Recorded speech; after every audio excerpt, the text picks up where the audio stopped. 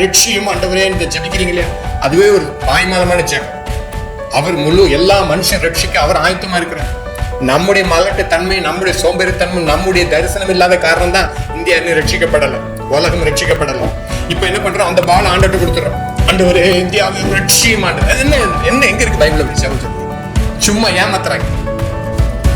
எழுப்புதல் தாமதிப்பது என்கிற இந்த புத்தகத்தின் 16வது அத்தியாயத்தின் செய்தியில நாம் தியானிக்க போகிறோம். கடந்த செய்திகளை நீங்கள் தொடர்ச்சியாக எல்லா செய்தியும் நீங்கள் பார்க்கும்படி அன்புடன் கேட்டுக்கொள்கிறேன். உண்மையிலே ஆவியானவருடைய பாரத்தை உணர்ந்து இந்த புத்தகத்தை லெனார்ட் ரேவன்ஹில் அவர் எழுதியிருக்கிறாங்க. இந்த புத்தகம் ஒவ்வொரு வீடுகளில் இருக்க வேண்டும். இந்த செய்திகளை நீங்கள் தொடர்ந்து நீங்கள் கேட்கும்படியாக உங்களை அன்புடன் கேட்டுக்கொள்கிறேன். அத்தியாயம் 16. பிள்ளை கொடும் இல்லையில் சாகிறேன். Give me children or I die. தரம் குறைந்த தலைமுறைக்கு எதிராக நரகத்தின் கதவு தாராளமாய் திறந்திருக்கிறது. எனவே எழுப்புதல் இன்றியமையாதது. நமது இன்று கட்டாயம் எழுப்புதல் தேவை. நாமோ எழுப்புதல் வேண்டும் என்றுதான் சொல்லுகிறோம். பலமிழந்த இன்றைய பரிசுத்தவான்கள் வானத்தை திறந்து அருள்மாரியை கொண்டு வர இயந்திர முறையை கையாண்டாலும் வியப்பதற்கில்லை. எனவேதான் நமது தேவன் தமது மகிமையின் வல்லமையை இயந்திரமாக்கி விடவில்லை போலும். இன்றைய மார்க்கம் இயந்திரமாகத்தானே இயங்குகிறது. ஹெப்ரைட் தீவுகளின் எழுப்புதல் தீயே என்று நமக்கு வாஞ்சை என்றார் போதகர் ஒருவர் சமீபத்தில். உடன் ஊழியரே, ஹெப்ரைட்டின் எழுப்புதல் வெறுமனே வாஞ்சித்ததால் வந்துவிடவில்லை. வானம் திறந்தது, வல்லமாறி பொழிந்தது, வல்லமை தீவுகளை அசைத்தது ஏன்? தூசி என்று தம்மை தாழ்த்தினர் சிலர், பரிசுத்த உபவாச நாளை நியமித்தனர், சபையை கூட்டினர், கண்ணீர் விட்டனர், களைத்து போயினர், கலங்கி கதறினர், ஜீவனுள்ள தேவனை ஆவலுடன் தேடினர். நடந்ததென்ன? தமது குமாரனை பெற்றெடுக்க ஒரு கன்னிகையை தேடின கர்த்தர் எரிக்கும் தரிசனம் நெருக்கும் பாரம் கொண்டு கன்னி பரிசுத்தரின் கூக்குரலை கேட்டார். எழுப்புதல் தீ பற்றி பிடித்தது. அவர்கள் ஏறெடுத்த ஜெபத்தில் இரு நோக்கில்லை. அனையும் தங்கள் சபை பிரிவுக்கு மட்டும் அனுசரணையான ஜெபமும் அல்லாது தேவ மகிமை ஒன்றே அவர்கள் இலக்கு. தன்னை விஞ்சிவிட்ட தனதல்லாத கூட்டத்தின் மேல் ஏற்பட்ட காழ்ப்புணர்ச்சியின் ஜெபம் அல்ல. தேவ மகிமை புழுதியில் கிடக்கிறதே என்று பொங்கி வைந்த வைராக்கிய குரல் அது. அலங்கும் இடிப்பட்டதாலும் அதன் வாசல்கள் அக்னியினால் சுட்டரிக்கப்பட்டதாலும் கிளர்த்து எழுந்த தீவிரமே அது. வேத அறிவில் தேறிவிட்டதால் மட்டும் ஒரு சபை ஆவியானவரின் அசைவாடுதலை பெற்றுவிடாது. அப்படியானால் இன்று தான் ஆயிரமான கூட்டங்கள் அப்படியே உண்டே. 17 வயது சிறுவனும் சிறுமியும் சட்டப்படி திருமணம் செய்கிறார்கள் என வைத்துக் கொள்வோம். அவர்களுக்கு பிள்ளை பெற தகுதி வந்து விட்டதா? போதுமான பணபலம் உண்டா? பிள்ளைகளை நன்முறையில் நடத்தும் வழி வகைகளை தெரியுமா? சிந்தித்து பாருங்கள். வேதாகம சபைகளில் கூட எழுப்புதல் ஏற்பட்டு ஒரே வாரத்தில் அது மரித்தும் போய்விடலாம். பாதுகாத்து வளர்க்க இஸ்ரவேல் தாய்மார் வேண்டுமே. இருளிலிருந்து ஒளிநிடத்திற்கு ஒரு ஆத்மாவை நடத்த நமது விசுவாசிகளில் எத்தனை பேருக்கு முடியும்? 10 மாதங்கள் பாடுபட்ட சுமந்த பின்னரே பாலகனை ஒரு தாய் பெற்றெடுக்கிறாள். ஆவிக்குரிய பிறப்பும் அத்தகையதே. கிறிஸ்து தமது சபைக்காக ஜெபித்தார். ஆனால் அதை பெற்றெடுக்க தம்மை மரணத்தில் ஆட்படுத்தி கொண்டார். சபைகளுக்காக இரவும் பகலும் இடைவிடா ஜெபித்த பவுல் அவர்களை பெற்றெடுக்க பிரசவ வேதனைப்பட்டான். சீயோன் வேதனைப்பட்ட போதுதான் பிள்ளை பெற்றான். வாரந்தோறும் நீ மறுபடியும் பிறந்தாக வேண்டும் என்று வாய்ச்சாலம் பேசும் இன்றைய பிரசங்கிகளே, கிறிஸ்துவுக்குள் 16 உபாத்தியர்கள் உங்களுக்கு இருந்தாலும் தகப்பன்மார் அநேகம் உங்களுக்கு இல்லையே. கிறிஸ்து இயேசுவிற்குள் சுவிசேஷத்தினால் நான் உங்களை பெற்றேன் என்று பவுலை போல் உங்களால் கூற முடியுமா?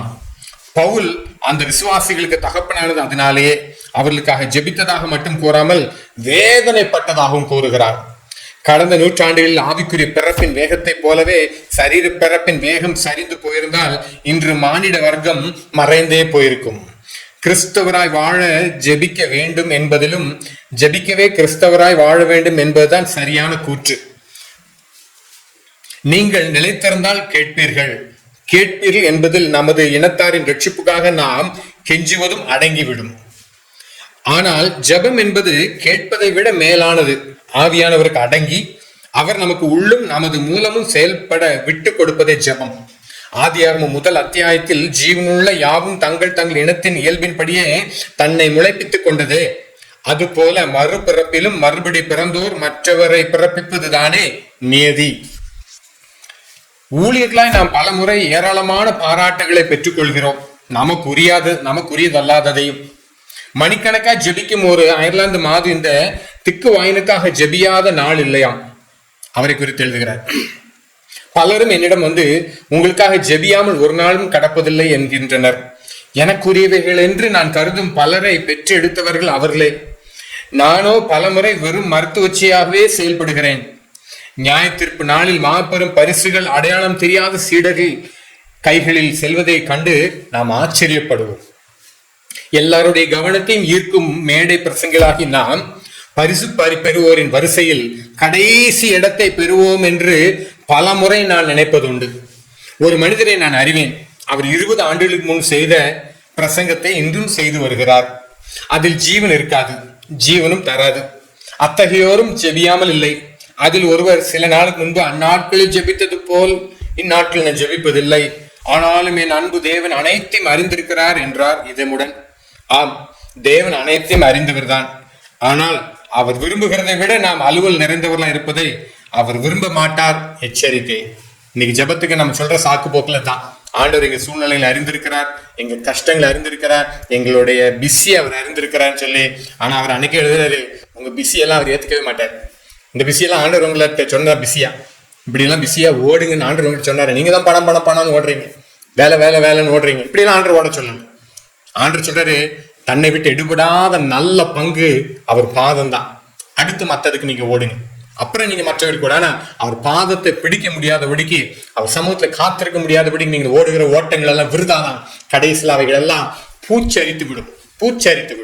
இன்னைக்கு ஆண்டு சமூகத்துல காத்திருக்கிற நேரம், ஜெபத்துல நீங்க முக்கியத்துவம் கொடுக்கிற நேரம், குடும்ப ஜெபம், தனி ஜெபம், குழு ஜெபம், இவைகளுக்கெல்லாம் நீங்க முக்கியத்துவம் கொடுங்க.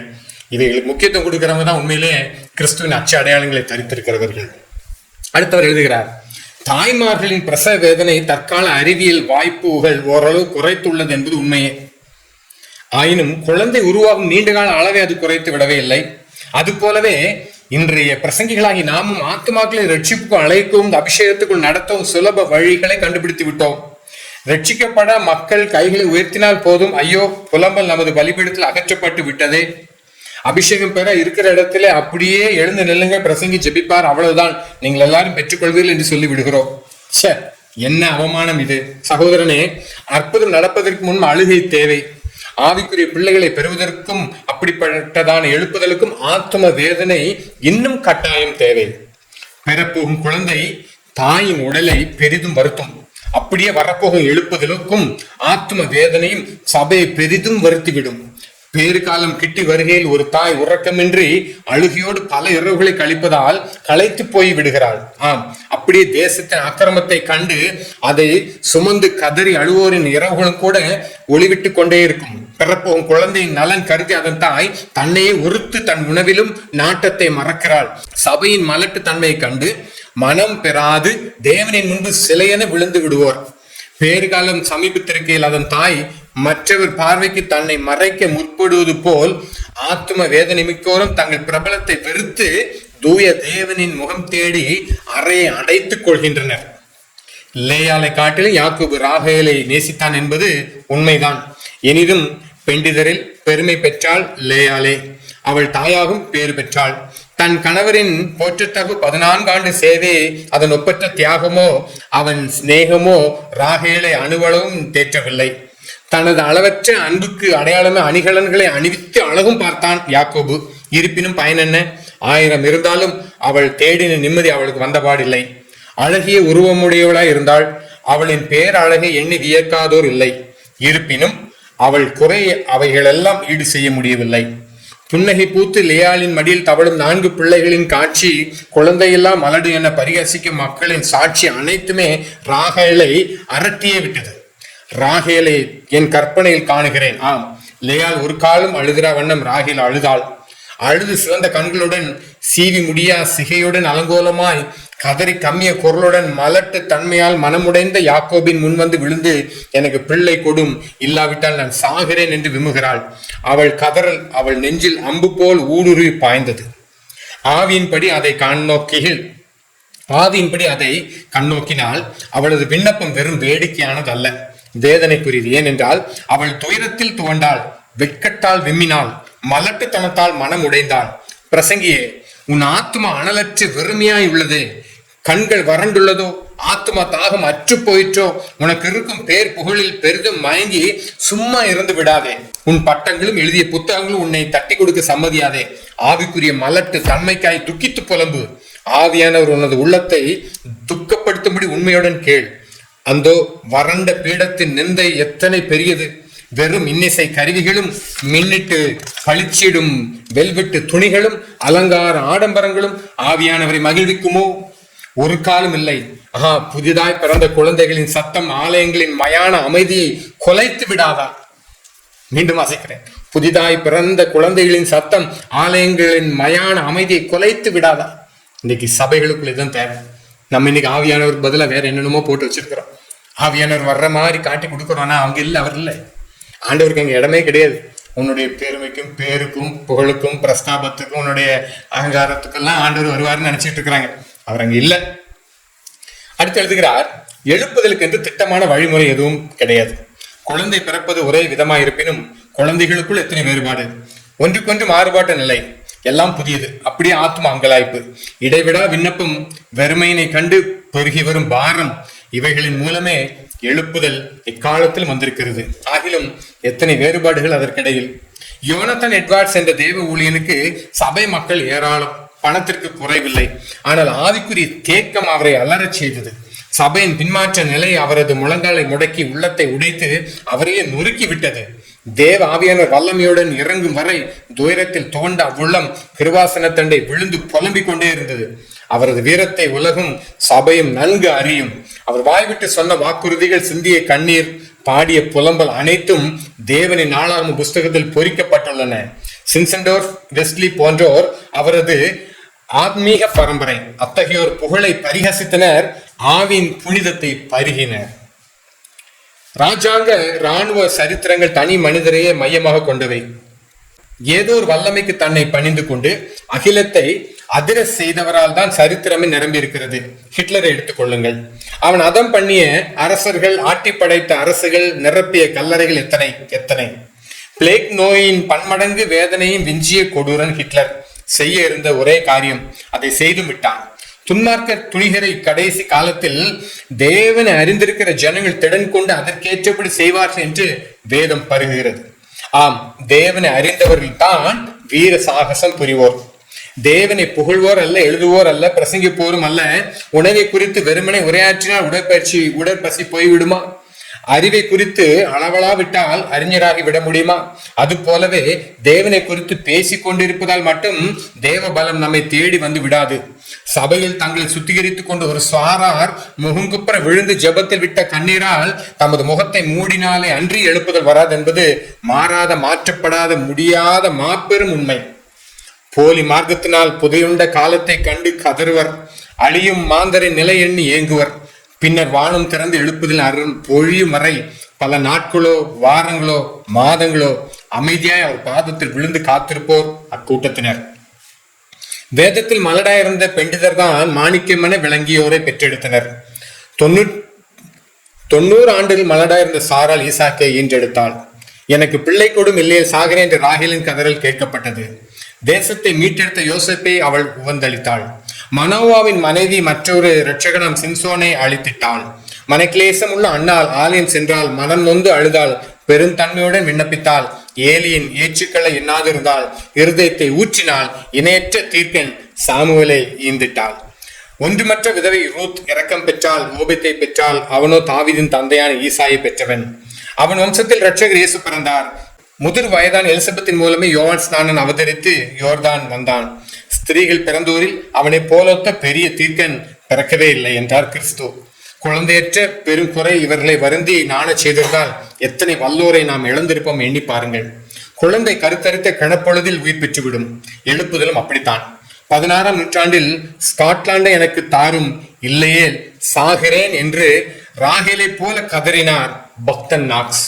இன்றைக்கும் அந்த ஸ்காட்லாந்து எழுப்புதல் என்பது அநேகருக்கு ஒரு மாதிரி. இப்படி ஒரு ஜெபம் செய்வதற்கு உங்களுக்கு வீடியோ கேமராக்களும் லைட்டிங்கும் பெரிய ஸ்டேஜ் இதெல்லாம் வேலை ஆகாது. இதெல்லாம் நீங்க அந்தரங்கத்தில் கதற வேண்டியது, ஒரு குழுவாக கதற வேண்டியது. இங்க வீடியோ கேமராக்கும் வேலை இல்லை, உங்களுக்கு எந்த மைக் செட்டப்புக்கும் வேலை இல்லை. ஆனா ஜான் நாக்ஸ் கதறினார். ஸ்காட்லாந்து ஒரு எழுப்புதல் உண்டாயிற்று. அந்த ஸ்காட்லாந்து எழுப்புதல் தான் உலகமெங்கிலும் அதி தீவிரமாக மிஷினரி பணியை ஊக்குவித்தது. நம் இந்தியாவுக்கும் அநேக மிஷினரிகள் வந்தார்கள்.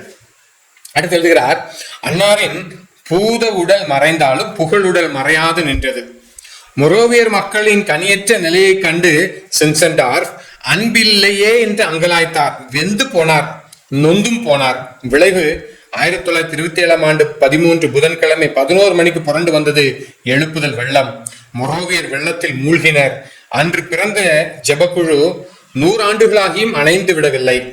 இப்போ சொல்லணும்னா அதையும் தாண்டிடுச்சுன்னு சொல்லலாம். 150 ஆண்டுகளுக்கு தாண்டிடுச்சு. அங்கிருந்து புறப்பட்ட நற்செய்தி குழு ஒன்று நானிலமெங்கும் நாதரை சுமந்து சென்றது நமக்கு தெரியும் அல்லவா? ஆனால் இன்றோ நமது சபையின் நிலை என்னவென்று சொல்வது? ஆத்ம பாரத்தில் கற்பம் தெரியாத அலங்கார விளம்பரத்தில் ஆட்பட்டு வாழ்கிறதே. அறிவியல் ஆற்றலினால் பிரசங்கிக்கும் மூளைகளை மாற்றிவிட முடியும். அந்த அறிவியல் குழவி உருவாகும் 9 மாதங்களையுமா குறைத்து விடும்? இல்லையே சகோதரரே, காலம் என்பது நம்மை கலங்கெடுத்து விட்டது. பிரசங்கிகளும் சபையோரும் தான் எத்தனை அலுவற்காரராகி விட்டனர். தேவன் விரும்புகிறதிலும் அதிகமான அலுவல்கள் அவர்களுக்கு. தேவனுக்கு நேரத்தை கொடுத்தால் நித்தியத்தை ஆத்துமாக்கள் நித்தமும் தர இன்னும் அவர் ஆயத்தம். நமது மலட்டு தன்மையை மண்டியிட்டு அறிக்கையிட்டால் மங்காத ஒளியின நம்மை மின்னிட செய்வாரே. இன்று சபைக்கு ஆலோசகர் அநேகர், ஆனால் அங்கலாய்ப்போர் அபூர்வம். சபையில் பெருகி வரும் நபர்களின் எண்ணிக்கையை சொல்லி ஏமாப்பு செய்வோர் அருகி வரும் ஆத்மா ரட்சிப்பையும் அறிக்கையிடுவாரா? பரலோக ராஜ்யம் இவன் வந்திடாமலே பூலோக சபைகள் பரவிடலாம் என்பது தெரியுமா? தத்தெடுக்கப்பட்ட குழந்தைகளோடு பெரிய குடும்பம் நடத்தும் ஒருவர் எனக்கு தெரியும். ஆம், இன்று அநேக பிரசங்கிகளுக்கு பெற்றெடுத்த குழந்தைகளை விட தத்தெடுத்த குழந்தைகளை அதிகம். உண்மைதானே? பெருக்கத்தின் பெரும் எதிரி தேக்கமே. விசுவாசிகளை கனியற்ற நிலையை கண்டு கவலை கொள்ளுங்கள். ஆத்மா வறட்சி கண்டு அங்கலாய்த்து அலறுங்கள். பரிசுத்த பயத்தில் பங்கு பெறுங்கள். தூய நடுக்கத்தால் துடித்திடுங்கள். மடங்கி மன்றாடுங்கள். தூய பிறப்புகளை சுதந்திரியுங்கள். தேவ கிடங்கியில் தள்ளுபடி விற்பனை ஒன்றில்லை. ஏனெனில் எழுப்புதல் கிரயம் எப்போதும் ஒன்றேதான், பிரசவ வேதனை. அடுத்து எழுதுகிறார், அழியும் சந்ததிக்கு தேவை ஓர் அசாதாரண எழுப்புதல். தேவன் தாமே என்று அசைவாடுவாரோ அன்று எழுப்புதல் தேடி வரும் என்று சிலர் கூறுவார். பாவம், அவர்களுக்கு நல்ல தூக்கம் வேற என்ன சொல்வார்கள்? அவர்களுக்கு தேவன் தான் சாக்கு. அவர்கள் சொல்வதில் பாதி உண்மைதான் உண்டு. அன்பரே, நிமிடத்துக்கு 83 பேர் கிறிஸ்தற்ற கல்லறைக்கு செல்வதை கண்டு கர்த்தர் களிப்படைகிறார் என்று கூறுகிறீர்களோ? அநேகர் கெட்டு போவது அவருக்கு பிரியம் என்று கருதுகிறீர்களோ? தேவன் தமது குதிங்காலை தூக்கி சத்துருவை சிதறடிக்க நினைக்கும் போதுதான் பலத்தை எழுப்புதல் வரும் என்று கூறும் அளவிற்கு உங்களுக்கு நெஞ்சு அழுத்தம். இதை நான் தேவ தூஷணம் என்று தான் சொல்லுவேன். உண்மைதான். நான் திருப்பி சொல்றேன், ஆண்டவரே இந்தியாவை ரட்சியும் ஆண்டவரே என்று ஜெபிக்கிறீங்க இல்லையா, அதுவே ஒரு மாய்மாலமான ஜெபம். அவர் முழு எல்லா மனுஷன் ரட்சிக்க அவர் ஆயத்தமா இருக்கிறார். நம்முடைய மலட்டு தன்மை, நம்முடைய சோம்பேறித்தன்மை, நம்முடைய தரிசனம் இல்லாத காரணம் தான் இந்தியா இன்னும் ரட்சிக்கப்படலை, உலகம் ரட்சிக்கப்படலை. இப்ப என்ன பண்றோம், அந்த பால் ஆண்டவர்கிட்ட கொடுத்துடுறோம். ஆண்டவரே இந்தியாவை ரட்சியும் ஆண்டவர். என்ன எங்க இருக்கு பைபிள் அப்படி ஜெபம் சொல்லுங்க?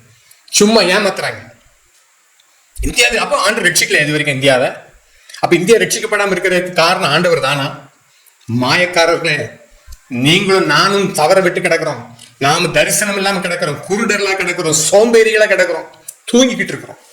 இதை விட்டுட்டு ஆண்டவரை சொல்றோம், இந்தியாவை ரட்சியும் ஆண்டவர். கேட்கறதுக்கு என்ன இனிமையா இருக்கு தெரியுமா?